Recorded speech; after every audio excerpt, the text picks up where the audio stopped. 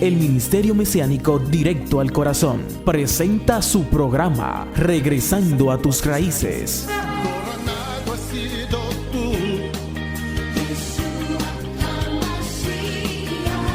Rey de Israel.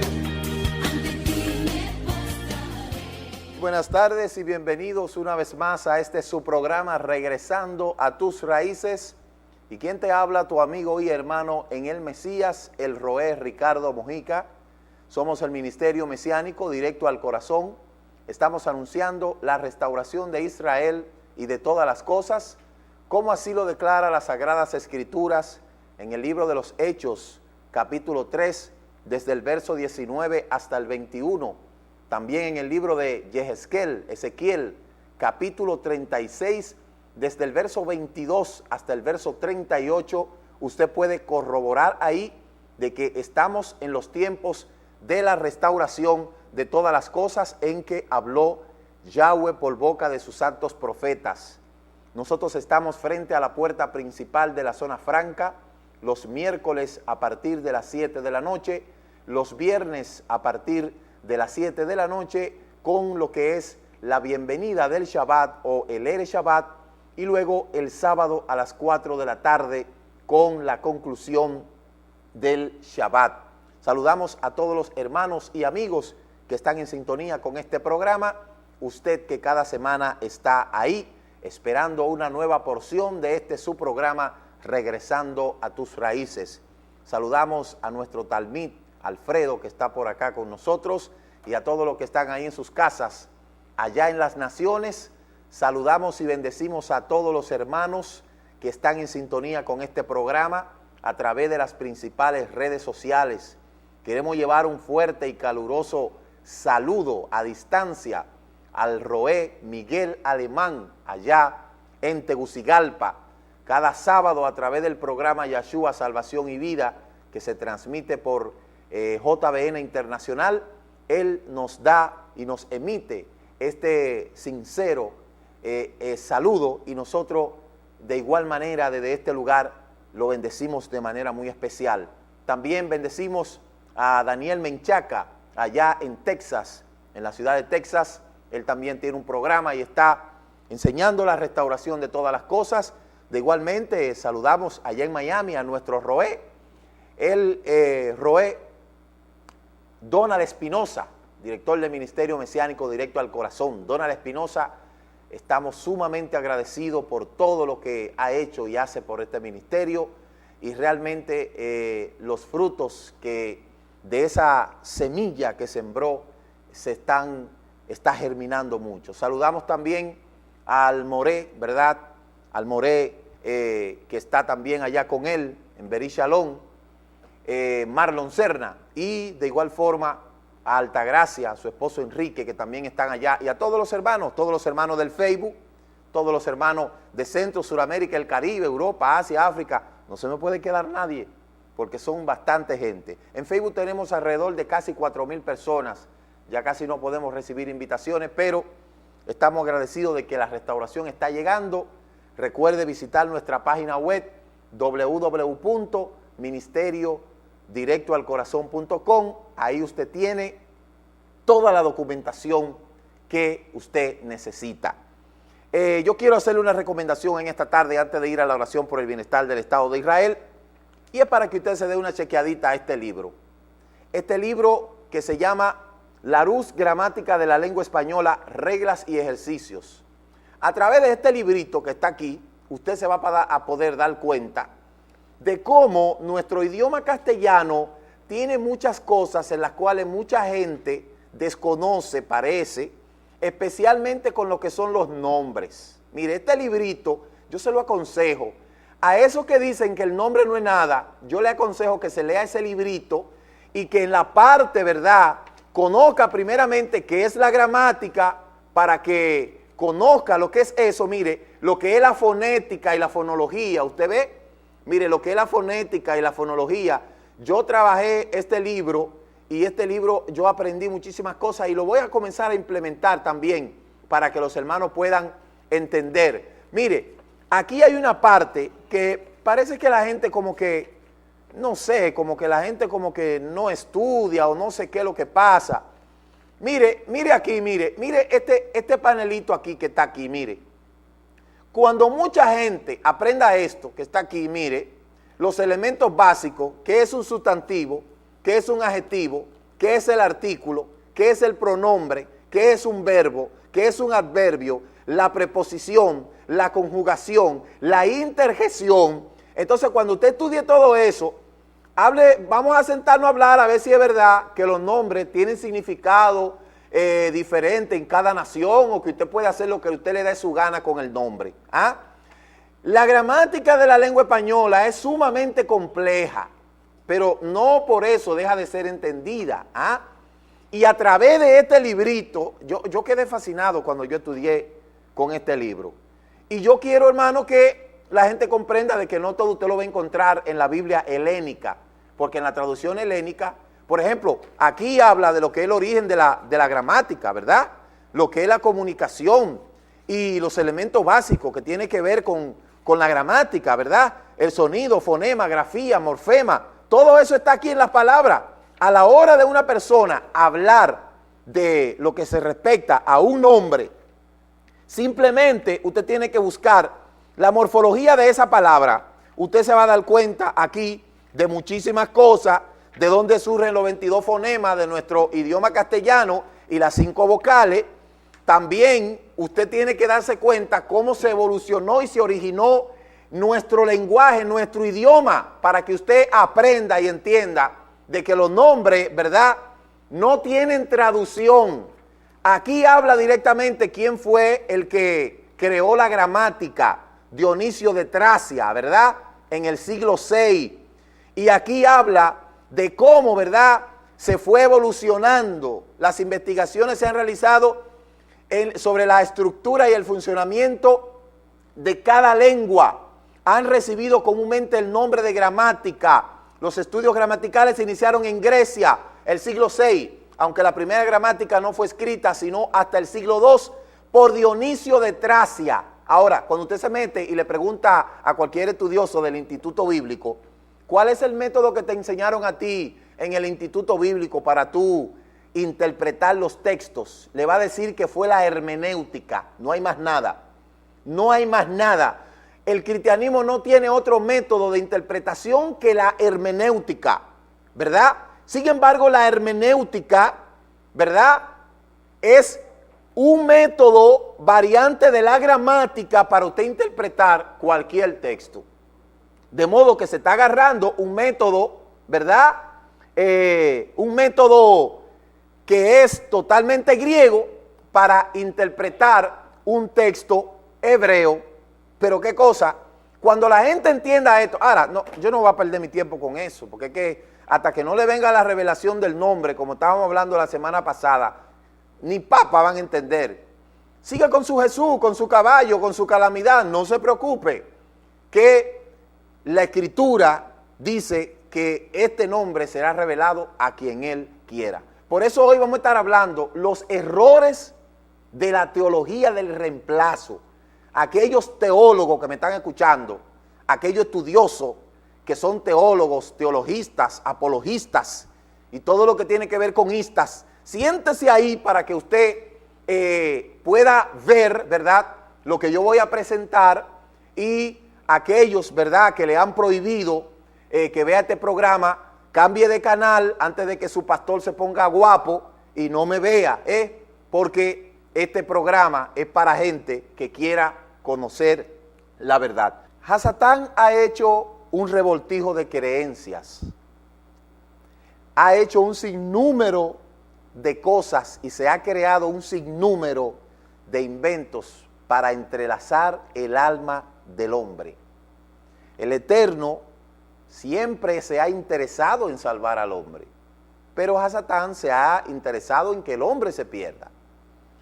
Por eso, cada época el Eterno ha tenido un método para salvar a la humanidad. Una vez fue el arca, ¿verdad? Posterior al arca, hizo el pacto con Abraham y desde ahí se redireccionó a la humanidad a través de lo que son los mandamientos que él pudo dar a Moshe el hebreo en Har Sinaí. Desde ahí, como la misma Torá lo especifica, el pueblo iba a pasar por un sinnúmero de calamidades hasta que posteriormente él iba a ser restaurado a través del pacto que había hecho el Eterno con Abraham, Isaac y Jacob. Posterior a la cautividad, cuando las tribus caen dispersadas y se dispersan, ¿verdad? Se crean un sinnúmero de doctrinas posterior a la venida de Yahshua, el judío, que hasta el sol de hoy tienen a la gente en un mar de confusión, donde mucha gente en otros tiempos llegaron hasta a rengar de una magnitud tal contra el pueblo hebreo que intentaron destruirlo de la faz de la tierra, porque el pueblo hebreo fue el pueblo escogido. Hoy en día tenemos una teología que dice que ya Israel no es el pueblo del Eterno, que ahora hay un Israel espiritual. Bueno, debería de tener otro nombre, porque si es Israel y existe un Israel es porque está vigente todavía. Por eso hoy yo le voy a hablar de lo que es la famosa teología del reemplazo, que es lo que el cristianismo, ¿verdad?, y sus variantes sectas y sus incontables e innumerables ramas proyectan, a través del cual dicen que ellos son ahora el Israel espiritual y que Israel ya está descartado. Hoy en día, esta teología se sigue proyectando a través de muchos lugares, ¿verdad?, de muchos sitios, mucha gente que se llama ser teólogo. Yo por eso ya yo no le hago caso a los perros que ladran. ¿Usted sabe por qué yo no le hago caso a los perros que ladran? Porque el perro que ladra no muerde. Por eso yo no le hago caso a los perros que ladran. Por eso ya yo no le hago caso a la gente que diga, que zeta, que no sé qué. Mire, yo no pierdo mi tiempo con eso. ¿Por qué? Porque el perro que ladra no muerde. Y todo el que me conoce aquí en este pueblo sabe que lo menos que yo tengo es miedo. Y yo puedo, ¿verdad?, demostrarlo de la manera en cuanto al conocimiento que la gente crea. Yo no le tengo miedo a nadie, oiga bien. Entonces, por eso usted ve que yo escucho a la gente hablar, eso me entra por ahí, me sale por aquí, porque total, ¿qué pueden decir? No pueden decir nada. Contra la Torá, ¿quién se puede levantar contra la Torá? Y cada día se va dando cuenta la gente que ciertamente es evidente el engaño y el error, y por eso muchos de una manera desesperada están hasta prohibiéndole a la gente que no vea este programa. Bueno, pues, hágale caso al dueño de su alma y no vea este programa. Dele a ello el placer de que usted, ¿verdad?, no lo vea y cambie de tuning. Por eso en esta tarde vamos a hablar qué es la teología del reemplazo, dónde se origina la teología del reemplazo, en qué consiste la teología del reemplazo, quiénes fueron los que inventaron la teología del reemplazo o la teología de la sustitución, para que usted se dé cuenta cómo es, en qué consiste, qué pasa, qué sucede. Como siempre yo le digo a la gente, yo le pongo la cosa a pedir de boca, ¿verdad? Yo le pongo las cosas a pedir de boca, mire, y por eso se la pongo ahí, para que la gente lo lea, lo analice, y por eso entré temprano para que me dé el tiempo, no abusar del canal, ¿verdad?, y podamos desarrollar el tema. Mire, errores de la teología del reemplazo. La iglesia por Israel, nunca. Vamos a ver las grandes mentiras de la teología del reemplazo. Número 1, ¿qué es la teología del reemplazo? El origen de la teología del reemplazo, los fundadores de la teología del reemplazo, las bases de la teología del reemplazo y las grandes mentiras de la teología del reemplazo. Es espantoso y el espantoso engaño conocido como la teología del reemplazo ha convertido en un cáncer en los círculos teológicos durante los 2 últimos milenios y da la impresión de que se niega a desaparecer. Si bien la teología del reemplazo tiene diferentes aplicaciones y modos, es una teología que tuvo su origen en los primeros padres no judíos de la llamada iglesia cristiana. Afirmaron fríamente que una nueva organización llamada la Iglesia en Roma y basada en dicha ciudad era la nueva Israel. El argumento que la Iglesia es el cumplimiento de toda la profecía de la Biblia acerca del reinado no es el único error del amileniarismo. Un error igual de serio es la aseveración de que la iglesia ha sustituido a Israel, y a esto se le llama la teología del reemplazo o la teología de la sustitución. El argumento por lo general va así: dado que los judíos rechazaron al Salvador como Mesías, Elohim, en este caso ellos dicen Dios, los rechazó a ellos. Él derramó su ira sobre ellos, los esparció por toda la tierra y transfirió las promesas hechas a ellos, al Israel espiritual, la iglesia. ¡Ay, qué lindo! Elohim ya no tiene ningún propósito para los judíos. El restablecimiento del moderno Israel es, por lo tanto, simplemente un accidente de la historia sin un significado espiritual. Oiga lo que dicen estos bárbaros, que ahora Israel, ¿verdad?, es algo fallido. Por eso muchos de ellos se han unido a los musulmanes que le pusieron a Jerusalén Palestina, porque el que le puso el nombre a Palestina, y así se la llamó y así la ha estado convocando, fue a un papa. Y como ellos son hijos del papa, tienen que hacer lo que su papá le dice. Porque como el papa, el romanismo quería poner su sede central en Roma y los judíos tercos no se lo quisieron permitir, entonces vamos a cambiarle el nombre. Porque yo no sé a qué que muchos de ellos van a Israel. Ellos deberían de ir a hacer excursión para Roma, para el Vaticano. Yo por eso no quiero ir a Israel ahora, y sé que voy a tener que ir, pero no quiero ir a Israel, porque si voy, me voy a amargar la vida de ver tanto paganismo en muchos lugares donde muchos años atrás el romanismo quiso implantar su paganismo. El Vaticano quería ponerlo ahí, su sede central ahí, pero los judíos no se lo permitieron y dejaron que muchos lugares entonces fuera lleno de paganismo. Entonces, este punto de vista sostenido por la mayoría de las principales denominaciones liberales antiguas, como los metodistas, los presbiterianos y episcopales, también es sostenido por algunos grupos conservadores de la Iglesia de Cristo y la Iglesia de las Asambleas de Dios y sus diferentes ramas pentecostales. Defensores de este enfoque pueden encontrarse incluso entre los bautistas, los testigos de Jehová, los adventistas y otros más, como los pentecostales, los RTTT al cuadrado y sus demás demarcaciones. Ellos dicen, nosotros somos el Israel espiritual. Eso está por verse. ¿Qué es la teología del reemplazo? Yo siempre digo a la gente que eso es fácil. Como mucha gente quiere manipular a la gente, muchos líderes manipulan a la gente, yo le digo, eso es fácil. Investigue qué es la teología del reemplazo. ¿Qué es la teología del reemplazo? La teología del reemplazo o el supersesionismo es la enseñanza que la Iglesia católica, que la Iglesia cristiana ha reemplazado a la nación de Israel con relación al plan, propósito y promesa del Eterno. Por lo tanto, muchas de las promesas que Elohim hizo a Israel deben de espiritualizarse.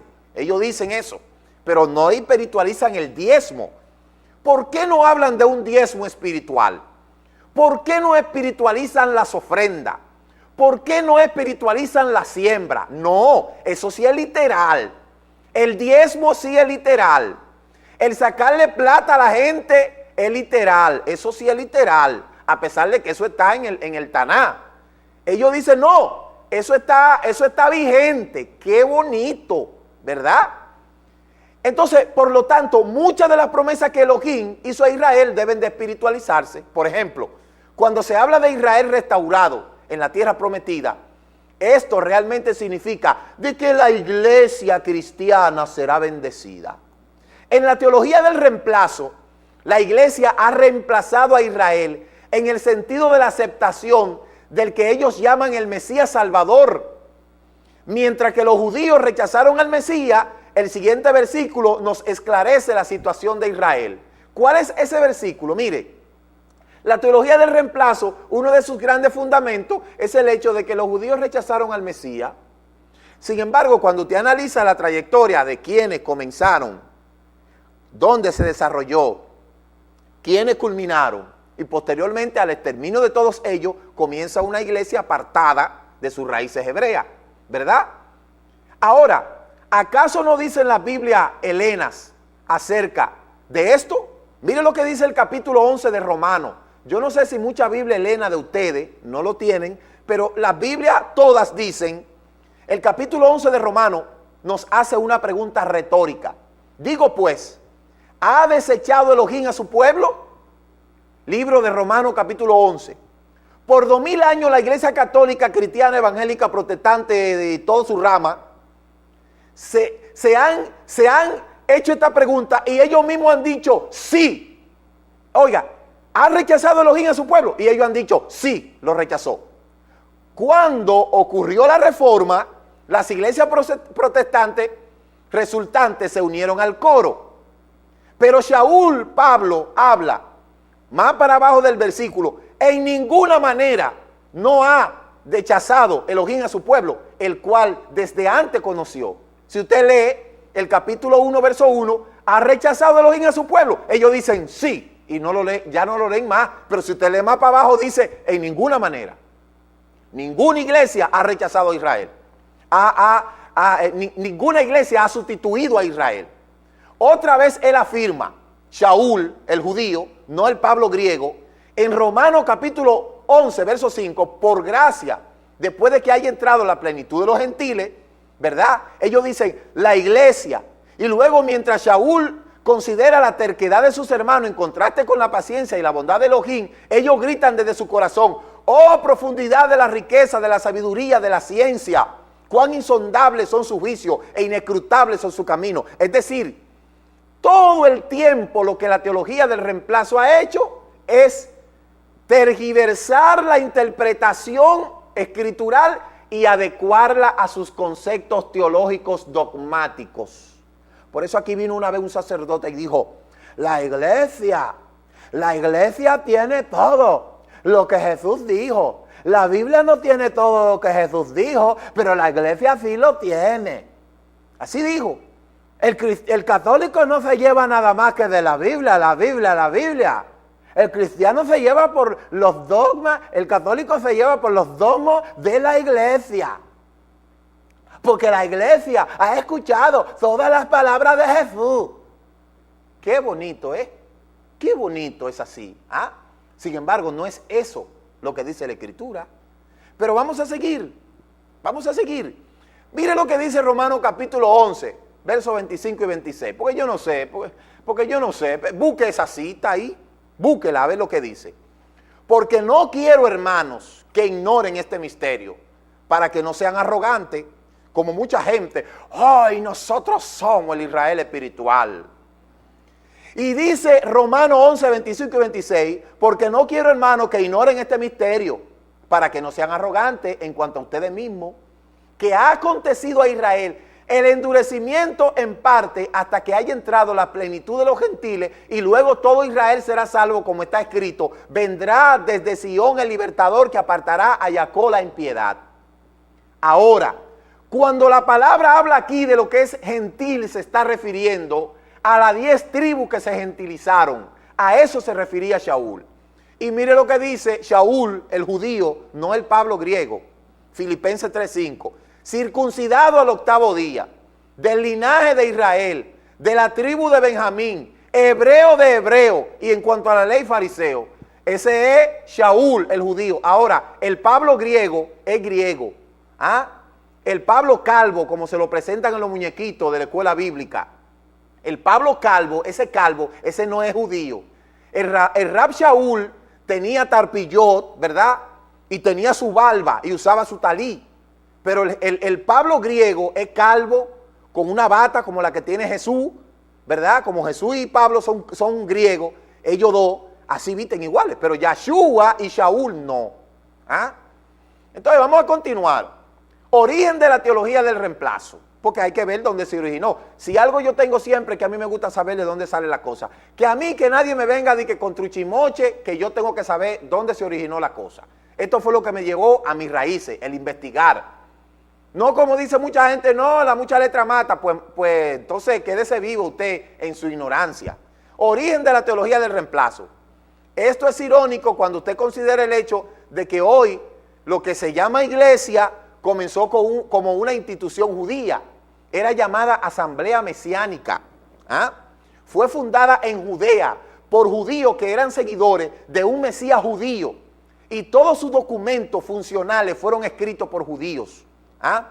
Pero el característico sabor judío de lo que fue llamado posteriormente cristianismo primitivo no iba a durar mucho. A medida de que la Kehilá comenzaba a extenderse más allá de Judea, su mensaje fue abrazado por más y más gentiles que no tenían ningún interés en mantener contacto con sus raíces judías, de lo que fue llamado después la iglesia. Pero aún, los nuevos líderes gentiles comenzaron a volverse en contra de los judíos y a caracterizarlo como asesino del Mesías, y es ahí donde sale la palabra deicidio. Esa fue la primera impugnación contra los judíos. Deicidio, oiga esto. Y en el 1481 al 1492, los judíos que fueron expulsados desde España, el decreto de la Alhambra, que fue firmado en el decreto en Alhambra, en la ciudad de Alhambra, en España, posteriormente Tomás de Torquemada, el inquisidor, ejecutó de que se llevara a la práctica este edicto de los reyes católicos de expulsar a todos los judíos, y la primera excusa de que tenían contra los judíos era el deicidio, que habían matado al Salvador. La segunda cosa era que los judíos estaban llevando a los cristianos a judaizar. La segunda acusación fue que judaizaban.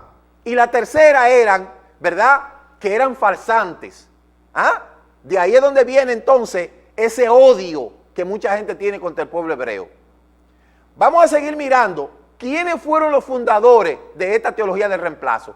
Eso yo lo he dado varias veces. Hay un tema que yo di que se llama Conociendo el origen que nos apartó de nuestras raíces. Ese tema usted lo puede encontrar en YouTube. ¿Cuáles fueron los fundadores de la teología del reemplazo? Mire, Ignacio de Antioquía enseñó que aquellos que participan de la Pascua son partícipes con aquellos que mataron al Mesías. Justino Mártir afirmó que el pacto de Elohim con Israel ya no era válido y que los gentiles habían reemplazado a los judíos. Eso fue en el 1000, ¿verdad?, después de Mashiach. Ireneo declaró que los judíos fueron desheredados de la gracia de Elohim. Tertuliano culpó a los judíos por la muerte de Yeshua y argumentó que habían sido rechazados por Elohim. Vamos a presentarle las primeras 5 personas para que usted lo vea. Ignacio de Antioquía, Justino Mártir, Ireneo y Tertuliano. Si usted busca esas cuatro personas, tienen un santito ahí guardado de ellos. ¿Ah? San Ireneo, San Tertuliano, etc. Mire los demás. Orígenes, este fue el peor. En el 185, después del Mesías, fue el responsable de mucho antisemitismo, el cual estaba basado en su afirmación de que los judíos fueron responsables de matar a Yeshua. Óigame bien, Juan Pablo II en una ocasión, oiga bien, Juan Pablo II en una ocasión perdonó a los judíos de haber matado a Cristo. Y dijo, ya los judíos no tienen que pagar más por eso, porque ya eso la iglesia se lo perdonó. Pero cuánta cosa, ¿eh? Pero cuánta cosa. Sin embargo, ya Juan Pablo II le perdonó a los judíos haber matado a Cristo. Y todavía esto sigue en los hijos ahí. ¿Ah? Y el primer versículo que te meten, tú no ves lo que dice Juan 1:11. Y tú no lees más para abajo lo que dice. Léete Hechos capítulo 2, verso 5, más para adelante. Orígenes fue el primero que proyectó, oiga bien, el odio contra los judíos en esa corriente sectaria cristiana. El concilio de Elvira, busque el concilio de Elvira, prohibió a los conversos compartir alimento con los judíos, casarse con judíos, bendecir a un judío o observar el Shabbat. Busque el concilio de Elvira, búsquelo. Busque también el concilio de Nicea, el 325 en Turquía. Ahí fue donde Constantino cambió la celebración de la resurrección por la fiesta de las primicias judías a la Pascua, la cambió por la Semana Santa, en un intento de desasociarla con la fiesta judía, y lo logró. El concilio declaró, porque es indecoroso, más allá de toda medida, que el más sagrado de las festividades tengamos que tener la costumbre del judío, por lo tanto, no tengamos nada en común con este pueblo tan aborrecible. Eso dijo, ¿verdad?, el papá de los cristianos, ¿verdad? ¿Cómo se llama el papá de los cristianos? ¿Cómo que se llama en el 325? Constantino, Eusebio, y toda esta gente que yo le estoy diciendo, usted lo puede buscar, búsquelo. Eusebio enseñó que las promesas de las escrituras estaban destinadas para los gentiles y las maldiciones estaban destinadas para los judíos. Afirmó que la iglesia ahora era el verdadero Israel. Yo quiero que el control se lo ponga ahí para que usted lo vea. Busque quién fue Eusebio. Y Juan Crisóstomo, usted sabe qué dijo Juan Crisóstomo, predicó una serie de sermones contra los judíos, lo que declaró que la sinagoga no solo era un burdel, ¿verdad?, y un teatro, también es una cueva de ladrones y un lugar de alojamiento para bestias salvajes. Los judíos son asesinos empedernidos, poseídos por el diablo. Eso dijo ese hijo de Satán, que yo espero que donde quiera que él esté, ¿verdad?, la llama se la tengan bien alta. Su libertinaje y embriaguez los ha entregado a la costumbre de cerdos. Negó que los judíos pudieran recibir alguna vez el perdón y afirmó que era un deber cristiano, oiga bien, era un deber cristiano odiar a los judíos. Afirmó que los judíos adoraban a Satanás y este hombre fue canonizado como un santo. Vamos a seguir con los demás porque hay muchos. Mire, Jerónimo, 347, describió a los judíos como serpiente, usando la imagen de Judas. Sus salmos y oraciones son rebuzno de burros, son incapaces de entender las escrituras, ¿verdad? Pero qué burrada esta. Hoy en día el burranismo está en mucha gente porque es lo contrario, ¿verdad? San Agustín, este señor San Agustín, afirmó que los judíos merecían la muerte porque estaban destinados a vagar por la tierra para ser testigos de la victoria de la iglesia sobre la sinagoga. Usted ve, victoria sobre victoria. San Agustín fue el primero que hizo la primera traducción del Taná al latín, para que muchos que no sepan eso lo aprendan, ¿verdad? Vamos a ver en la Edad Media qué pasó. En la Edad Media hubieron dos conceptos erróneos que se habían convertido en la doctrina establecida por la iglesia. Lo que yo le hablé al primero fue en el siglo VI, ¿verdad? Ahora en la Edad Media, la iglesia dijo que los judíos deberían de ser considerados asesinos del Mesías y que debían de ser maltratados como corresponde. En segundo lugar, decía que la iglesia había reemplazado a Israel y que Elohim no tiene ningún propósito futuro para los judíos. Estos conceptos fueron reforzados a lo largo de la Edad Media por medio de las cruzadas, la Inquisición, obra que representa la pasión y epidemia de las plagas negras y los líbelos de sangre. En el año 1095, el Papa Urbano II convocó una cruzada para libertar a la Tierra Santa de sus gobernantes musulmanes. Aunque la meta primaria de la cruzada era liberar a Jerusalén de los musulmanes, los judíos eran un segundo blanco. El odio y los temores acumulados resultantes de los cargos de deicidio, asesino de Elohim, explotaron este llamado a las armas. El abad de Cuit preguntó por qué los cristianos deben de viajar a los confines del mundo para pelear contra los sacernos, cuando permitirnos entre nosotros otros infieles 1000 veces más culpables hacia el Mesías que los maometanos. La pasión religiosa, la codicia, la vulnerabilidad de los judíos condujeron al surgimiento de turbas violentas que asesinaron a miles de judíos al grito de conversión o muerte. Este comportamiento continuó durante 8 cruzadas adicionales hasta la 9ª en el 1272. Las obras de la pasión abundaron durante la Edad Media y fueron usadas para cultivar el odio hacia el pueblo judío. Los judíos eran descritos como demonios que sabían muy bien que el Mesías era el hijo de Elohim, y en cada obra, mientras el Mesías cargaba la cruz, era torturado por los demonios sedientos de sangre y maldicientes con narices puntiagudas, cuernos y cola. Los judíos fueron hechos parecer que eran impíos y que el Mesías era divino. A lo largo de la Edad Media, los cristianos profesantes esparcieron el mito que ayudaron a intensificar el odio y el temor popular hacia el pueblo judío. Como resultado, se volvió común entre los grupos cristianos pensar que los judíos eran agentes de Satanás. Uno de los mitos antijudíos, el más popular, que ganó amplia aceptación, era la noción de que los judíos asesinaban a cristianos cada año cerca del tiempo de la Pascua con el fin de obtener sangre necesaria para llevar a cabo ritos satánicos. Oiga la blasfemia y la calumnia de esta gente. Esto llegó a ser conocido como el cargo de asesino ritual o líbelo de sangre. Otro mito común que circuló en estos años era que los judíos robaban las hostias usadas en la comunión y apuñalaban con cuchillo, matando así al Mesías de nuevo. Más calumnia. Vamos a ver ahora la peste negra. La peste negra de 1411 que mató a 25 millones de personas en Europa. ¿Y qué usted cree? Una de las causas que mucha gente se inventó fue que los judíos provocaron la peste negra.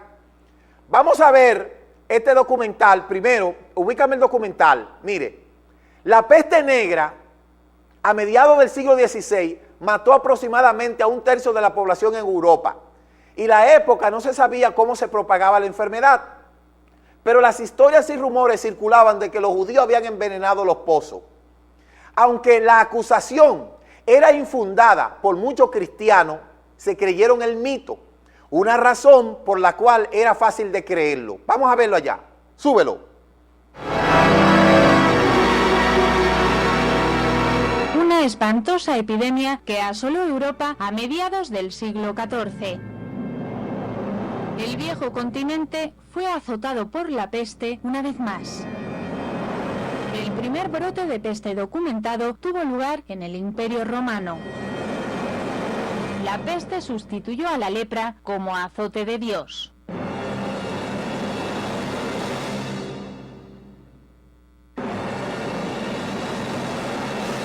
Pero en aquella ocasión el mal penetró de forma tan devastadora y por igual en todos los países que ningún pueblo pudo levantarse de nuevo durante un buen tiempo.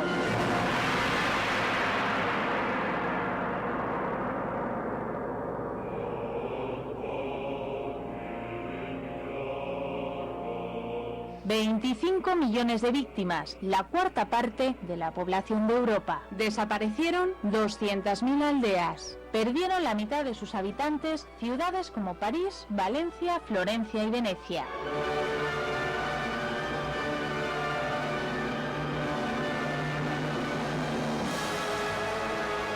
La peste comenzó en el año 1347. Se propagó a una velocidad vertiginosa. El que era atacado por ella moría. Apenas se salvó de la muerte 1 de cada 13.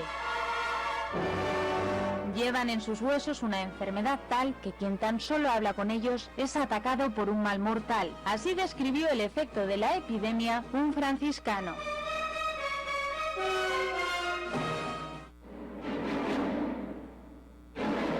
Como la muerte podía llegar en cualquier momento, los hombres se entregaban a las diversiones sin mesura.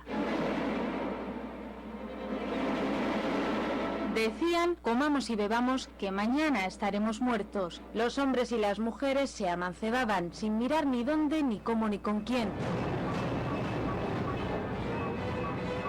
Frente a la teoría imperante de que la peste se transmitía por la descomposición de ciertas sustancias en el aire y la materia, las miasmas,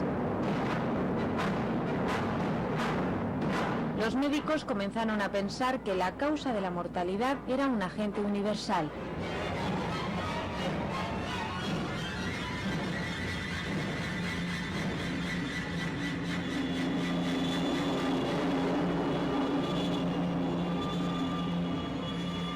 La epidemia penetró por el mar con la entrada de 2 galeras infectadas de peste al puerto de Mesina.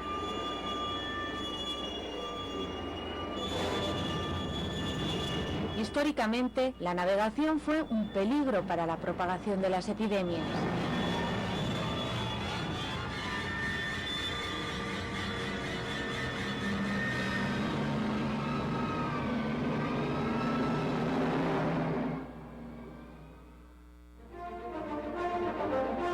Las ciudades tomaban medidas cada vez más rigurosas, radicales, como la persecución y aislamiento de enfermos y sospechosos, destrucción de cadáveres e inmuebles. Se creía que lo que más contribuía a propagar la enfermedad era el aire infestado. En las grandes plazas hacían hogueras.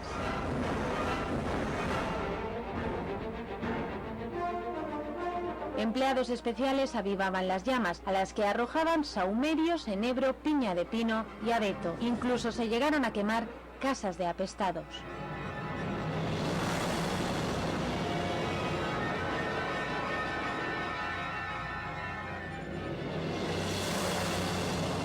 Sobre la causa de la enfermedad se dieron multitud de hipótesis. La Iglesia culpaba a la fragilidad de los pecadores, a un castigo divino. Para los sabios la culpa era de las constelaciones y contra las estrellas nada podía hacerse.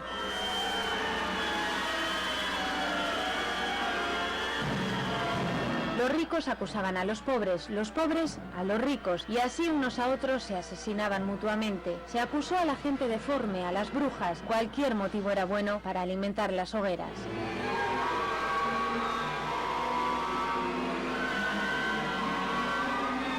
En muchos lugares se echaba la culpa a grupos sociales, étnicos o marginales, en particular a los judíos, a los que se les acusaba de haber envenenado las fuentes. Solo en Alemania, el pueblo levantado mató a golpes y quemó a decenas de miles de judíos. La irrupción apocalíptica de la peste conmocionó la moral de la población. La humanidad pecadora se entregó a la penitencia para conjurar el infortunio.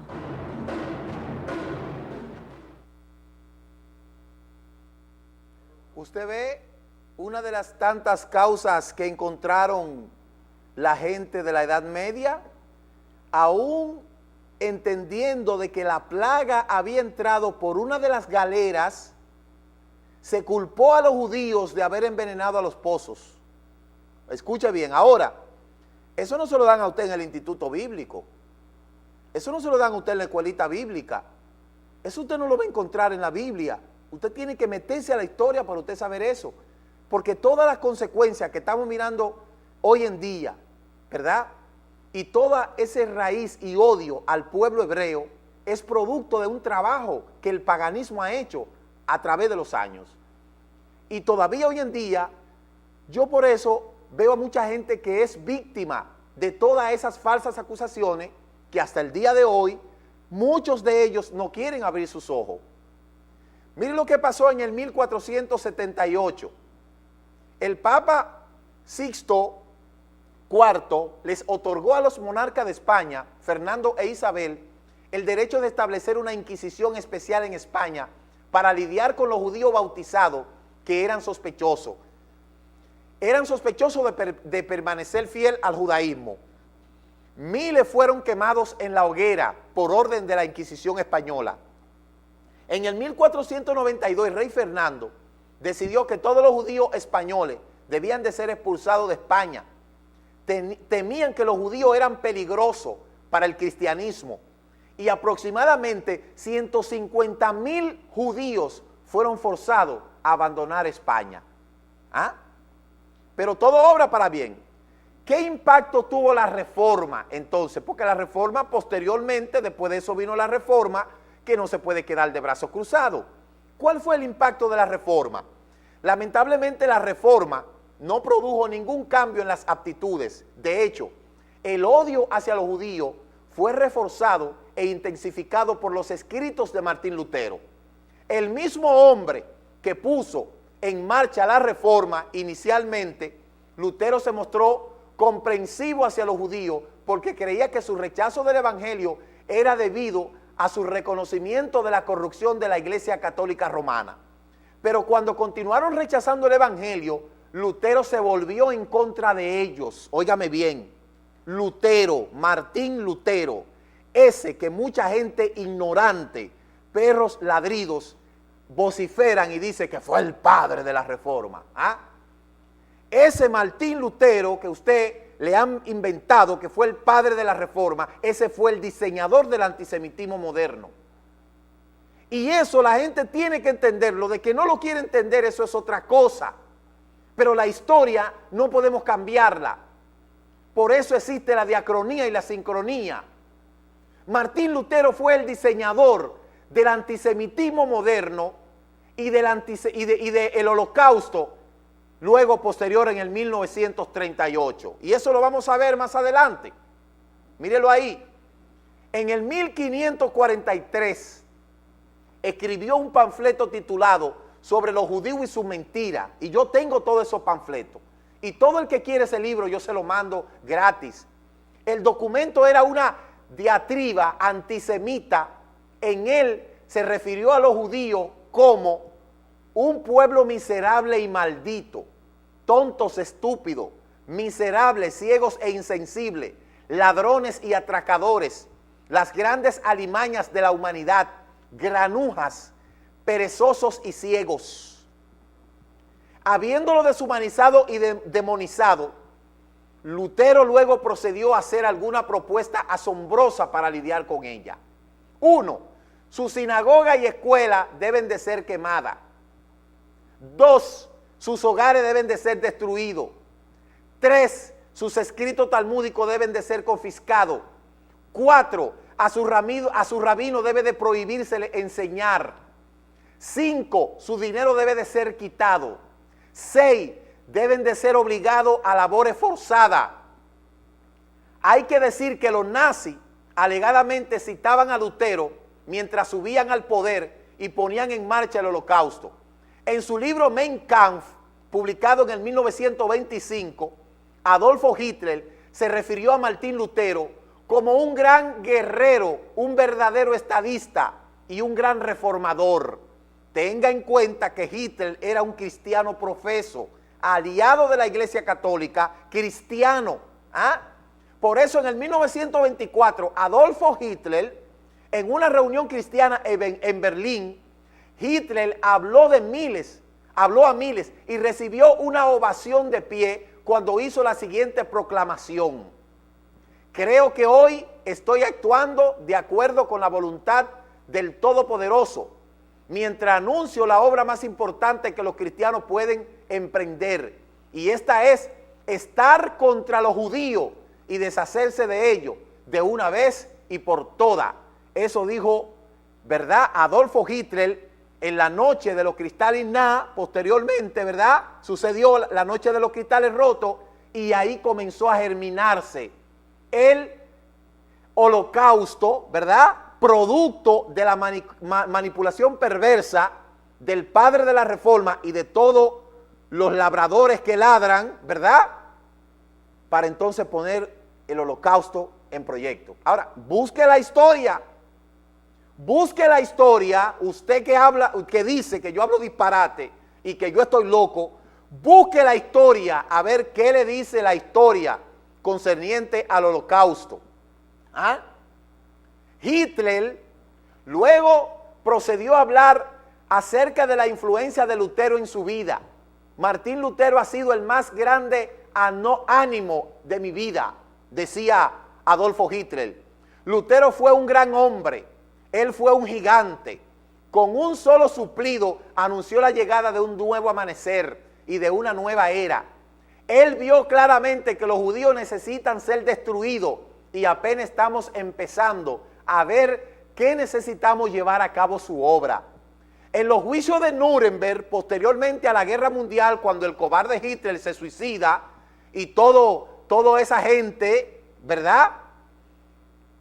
Julius Steiner, que era uno de los generales de Hitler, se defendió diciendo: nunca he dicho algo que Martín Lutero no dijera. Oiga cómo se defendió. Oiga cómo Julius Streicher se defendió. Nunca he dicho algo que Lutero no haya dicho. Así se defendió él. La terrible verdad que los cristianos no les gusta enfrentar y de la cual muchos son conscientes, en que el holocausto fue el producto de 1900 años de un virulento antisemitismo cristiano. ¿Ah? Mire a Hitler aquí al lado de su papá, su consejero espiritual, Martín Lutero, Martincito, el papá de la Reforma y del cristianismo protestante. En su último sermón, Adolfo Hitler alegaba los documentos de Martincito, el papá de mucha gente aquí en este pueblo, porque Martín todavía tiene adeptos aquí en este pueblo, y muchos hasta lo defienden.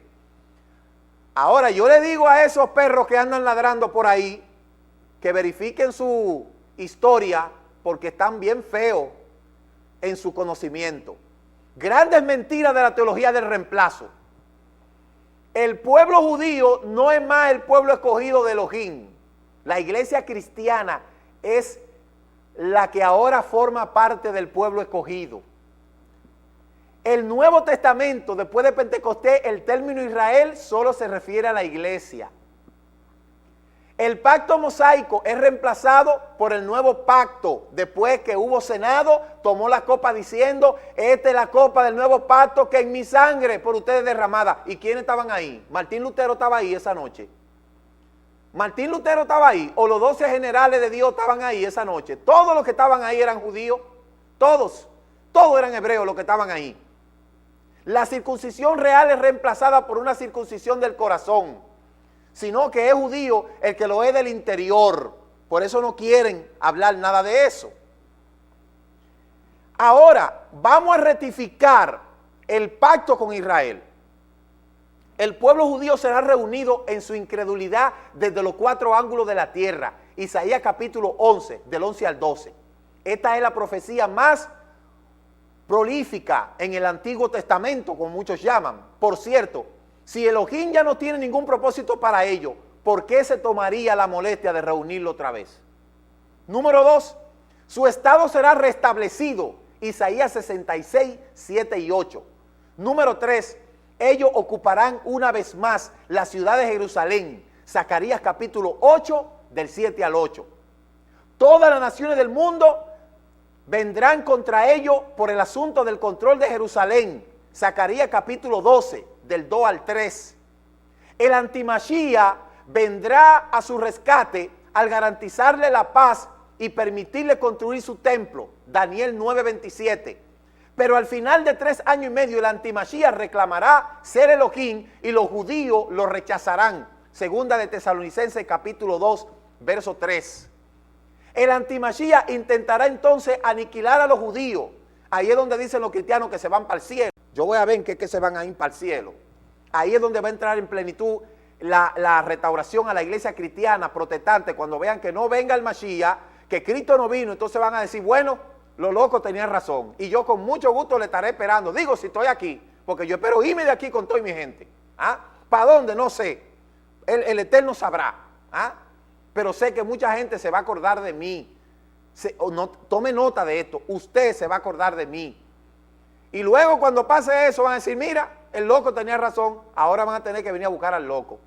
Ahí va a entrar en plenitud la salvación y la vuelta a la restauración para la iglesia que ha rechazado al Mesías judío y que ha rechazado a Israel. Cuando se le destruya su teología, que vean que no existe rapto, ¿ah? Que vean que no existe nada de eso, y que vean la tribulación encendida y que ellos estén todavía ahí, esa gente que anda predicando, esos ratólogos, ratistas, vamos a ver qué van a hacer después con la gente, ¿verdad? Al final de la tribulación, mírelo aquí, al final de la tribulación, cuando los judíos hayan llegado al final de sí mismos, se volverán a Elohim y recibirán a Yeshua como Mashiach. Zacarías capítulo 12, verso 10. Yahshua regresará en este punto en el tiempo y Él le reunirá a todos los judíos creyentes en Israel, donde Él los establecerá como nación más importante del mundo. Deuteronomio capítulo 30, del 1 al 9, y Zacarías capítulo 16, desde el versículo 14, desde el versículo 16 hasta el 19. Zacarías 14, desde el versículo 16 hasta el 19. Las bendiciones de Elohim fluirán a las naciones por medio de los judíos durante el milenio. Zacarías capítulo 8, verso 22 al 23. Como puede ver, el pueblo judío tiene un papel muy central en la profecía bíblica de los tiempos del fin. Los adventistas están perdidos y fascinados en un juicio convencedor que se llama, en un juicio convencedor que Elena G. de White le enseñó. Y están confundidos en la interpretación del libro de Daniel con la 2300 días. Están perdidos. ¿Sabe por qué? Porque no saben lo que son las fiestas. Hermano adventista, usted está más cerca. Escúcheme, usted está más cerca. Elena G. de White, esa mujer que recibió un golpe en la cabeza y que no fue mucho a la escuela y que después recibió mucha profecía y que después, antes de ella, hubieron muchos que profetizaron la venida del Mesías y no vino, y después de ella igual, están perdidos en la interpretación de la profecía hasta que no dominen las fiestas. Tienen que entender que si calculan los 2300 días por el calendario juliano o gregoriano, están perdidos, porque es un calendario humano y nunca van a poder llegar a una conclusión porque no pueden interpretar un escenario profético que fue dada desde la perspectiva hebrea a través de la interpretación de un occidental con un calendario gregoriano. Primero, tienen que buscar, número uno, qué son las fiestas y su elemento profético.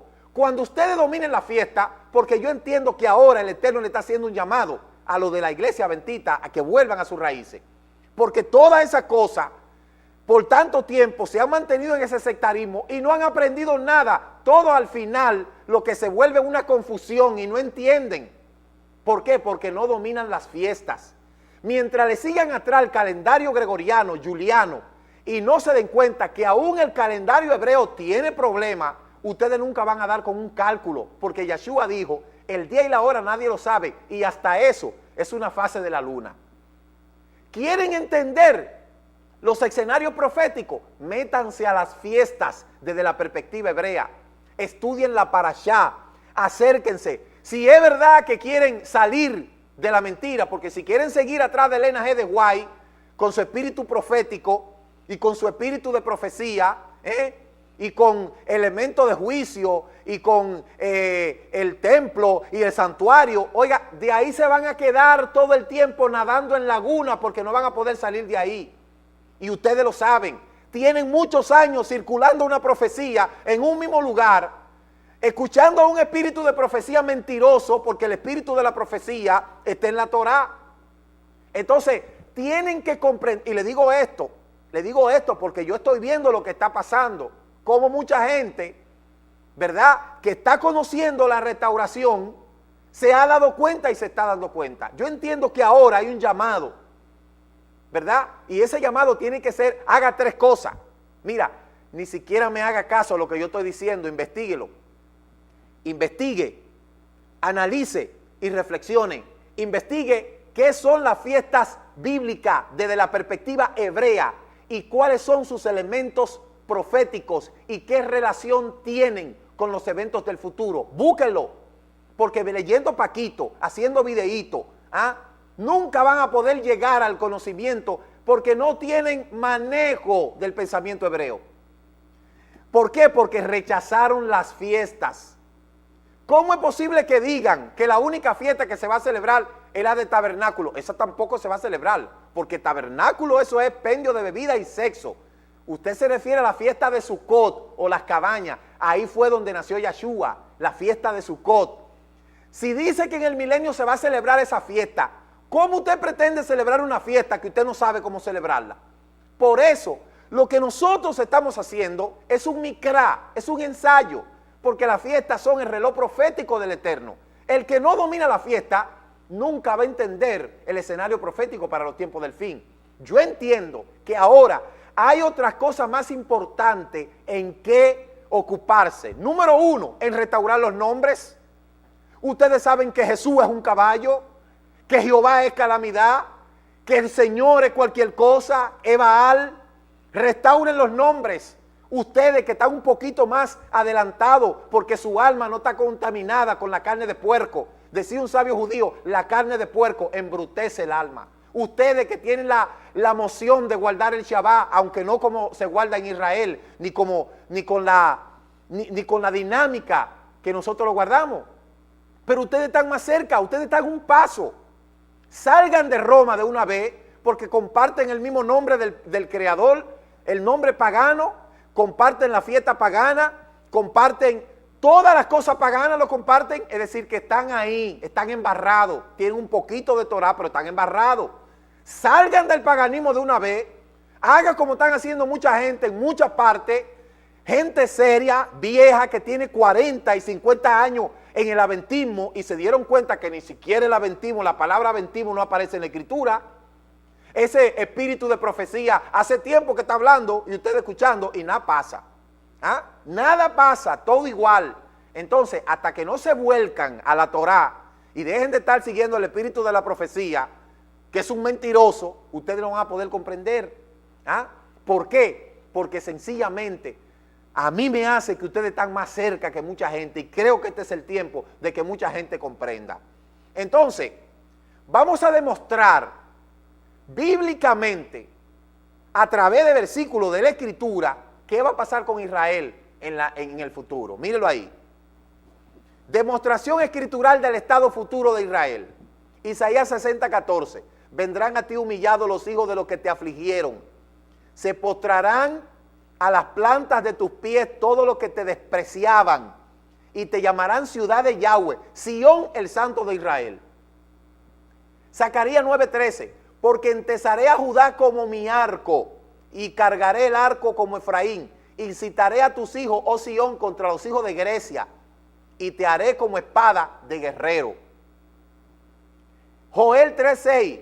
Habéis vendido los hijos de Judá y de Jerusalén a los griegos para alejarlos de su territorio. Óyelo bien, el Padre sabe todo lo que los griegos han hecho y se la van a ver con Yahweh.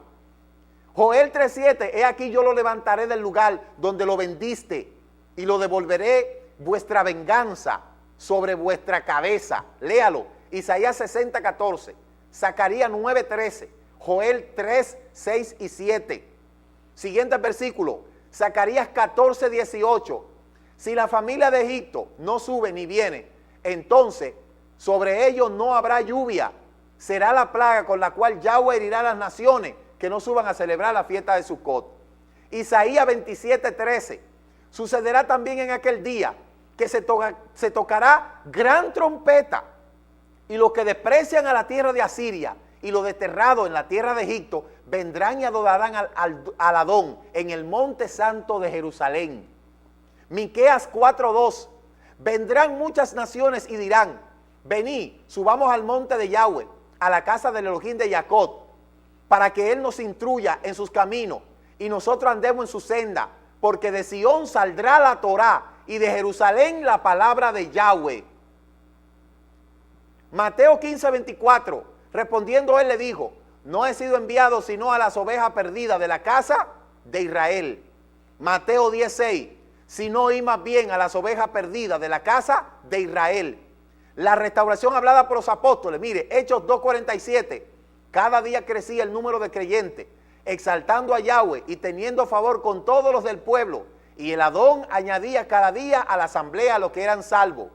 Hechos 4:4, 5,000 personas creyeron, pero muchos de los que habían oído el mensaje creyeron, llegando el número de hombres como 5,000. Todo eso que estaban ahí, hermanos, imagínense qué eran. ¿Qué eran? Dígame. Entonces, la iglesia sustituir a Israel, nunca, pero nunca, nunca, nunca, nunca, nunca y nunca y nunca y nunca y nunca, nunca. Israel es irreemplazable. Súmate. Mira lo que te dejé ahí. Génesis 27, 29. Sírvante pueblos y póstrese ante ti. Sé señor de tus hermanos. Inclínense ante ti los hijos de tu madre. Malditos los que te maldigan. Benditos los que te bendigan. Ya tú sabes de qué bando tú quieres ser. ¿Quieres seguir a tu papá Lutero o quieres unirte a Israel? ¿Por qué? Porque la iglesia nunca, óigase bien, nunca va a sustituir a Israel. Israel es irreemplazable. El Ministerio Mesiánico Directo al Corazón presentó su programa Regresando a tus Raíces. Si deseas conocer más de las raíces de nuestra fe, contáctenos al teléfono 809-671-2593 o escríbanos a ricardomoj7@yahoo.com. Higüey, República Dominicana. Que el Eterno le bendiga en el nombre de Yahshua, su Hijo.